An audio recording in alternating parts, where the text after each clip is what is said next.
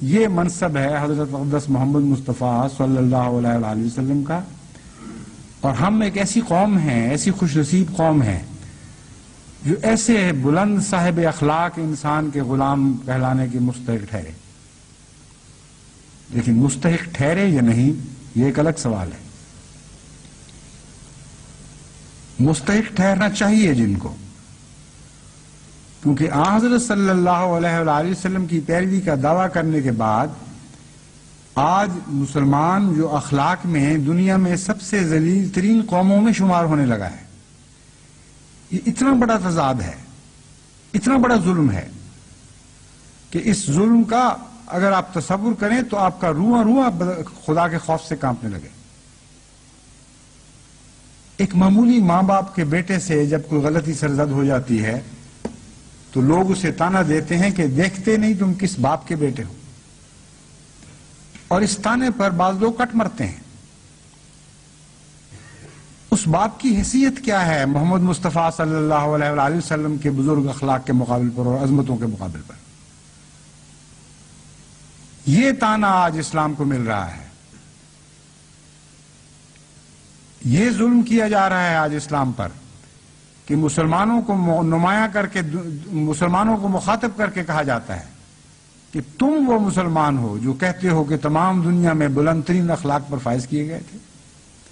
تم وہ مسلمان ہو جو یہ دعویٰ کرتے ہو کہ تمہارے آقا و مولا تمام دنیا میں سب صاحب خلق لوگوں پر سے افضل اور سب پر سبقت لے جانے والے تھے. اپنا منہ دیکھو، اپنے اعمال دیکھو، اپنی حرکتیں دیکھو، اور پھر سوچو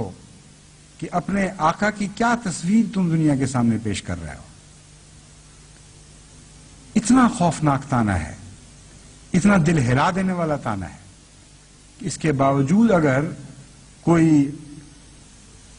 غیرت نہ دکھائے یا اس کے اندر ایک حیرت انگیز تبدیلی پیدا نہ ہو،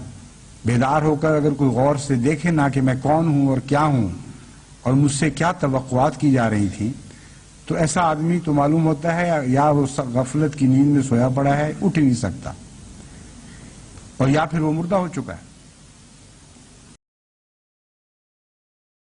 جماعت احمدیہ کا یہ کام ہے کہ وہ اس کھوئی ہوئی عظمت کو دوبارہ حاصل کرے. جماعت احمدیہ آج اس مقام پر فائز کی گئی ہے، اس غرض سے قائم کی گئی ہے کہ ان کھوئی ہوئی عظمتوں کو حاصل کرے جو محمد مصطفیٰ کے غلاموں کو زیباں ہیں، جن کے بغیر عمل کی دنیا میں ہم حضرت محمد مصطفیٰ صلی اللہ علیہ وآلہ وسلم کی عظمت کو ثابت ہی نہیں کر سکتے. کروڑ ہا سیرت کی آپ کتابیں لکھ دیں،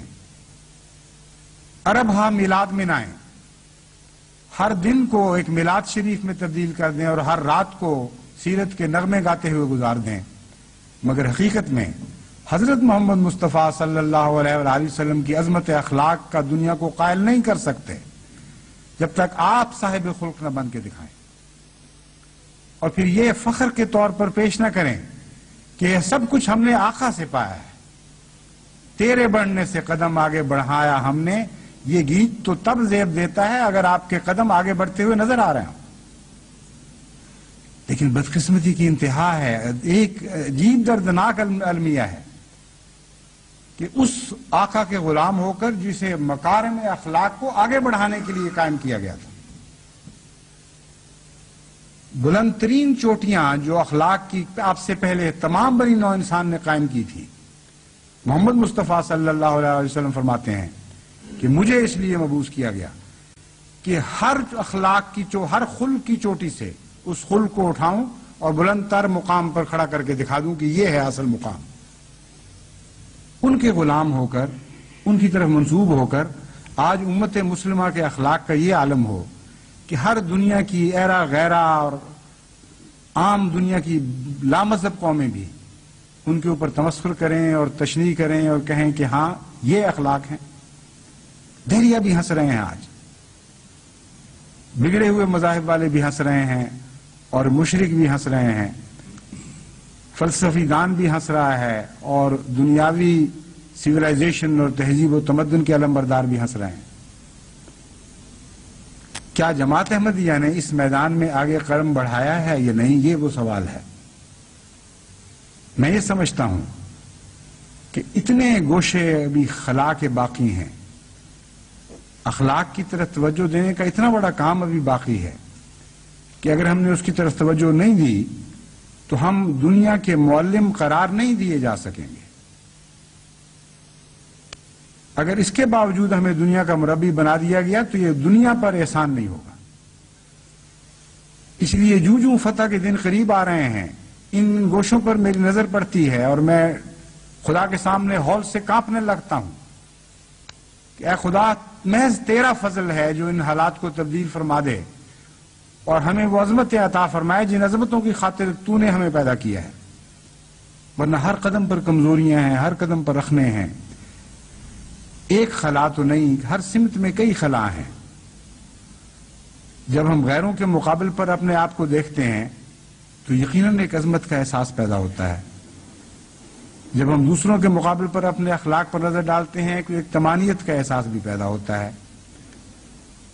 لیکن میں آج جو بات کہہ رہا ہوں وہ یہ نہیں کہ نعوذ باللہ من ذالک جماعت احمدیہ دوسری قوموں کے مقابل پر، دوسرے مذاہب اور فرقوں کے مقابل پر آج کم اخلاق رکھنے والی ہے۔ میری نظر تو محمد مصطفیٰ صلی اللہ علیہ وآلہ وسلم کے خلق عظیم پر ہے۔ میں اس لیے یہ موازنہ کرنا چاہتا ہوں تاکہ آپ ادنا پر راضی ہو کر نہ بیٹھ جائیں۔ اپنے سے نیچے کے اخلاق کے ساتھ آپ نے موازنہ کیا تو آپ ترقی نہیں کر سکیں گے، کیونکہ آپ سمجھیں گے کہ آپ کو سب پر فوقیت حاصل ہوگی۔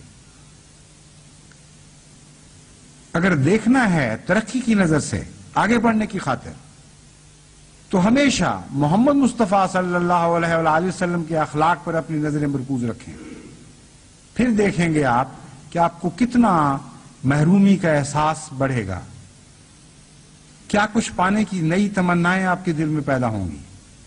ہر وقت ایک لگن لگی رہے گی کہ ہمیں یہ بھی بننا تھا اور وہ بھی بننا تھا اور یہ وہ بھی بننا تھا اور وہ بھی بننا تھا۔ ابھی تو ہم کچھ بھی حاصل نہیں کر سکے۔